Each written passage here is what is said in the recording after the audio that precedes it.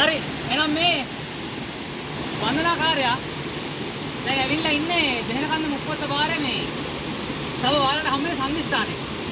මේ සංදිස්ථානේ ඇත්තටම එන හැමෝම මේ පොඩ්ඩක් මහන්සි අරිනවා. ඒකට හේතුව අපි සාමාන්‍ය මුහුදු මට්ටමේ ඉඳන් මීටර් 800 900 කලාපයේ ඉඳන් එක පාරටම අති විශාල නැක්මක් කරනවා මේ රත්කන්දේ.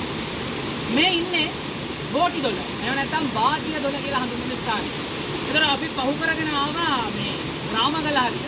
ඔය රාමගල හරියට ඔය පූනිස්සන් එල්ලෙන් එන පාරක් අපි එතෙන් දැක්කා.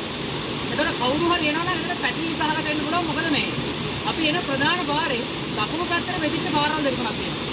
ඒ දකුණු පැත්තට වෙදිච්ච පාරවල් දෙක තුනේ යන්න ඕන නම් කවුරු හරි ඒ දියඇලි වලට යන පාරවල්. කාලා උදේ 7ටවත් දෙහෙනකන්දින් ගමන පටන් ගන්න ඕනේ. එහෙම නැතුව මගට ඇවිල්ලා 10ට විතර පටන්ගෙන ඒ දියඇලි බලන්න යන්න බෑ. හරි. කවුරු වුණත් මේ එන ගමනේ මේ භාග්‍ය දල බහු කරනවා. මේ භාග්‍ය දලේ මොටර ටික ගන්න. මොකද ඊළඟට අපි යන්නේ රත්කන්ද නදින්න.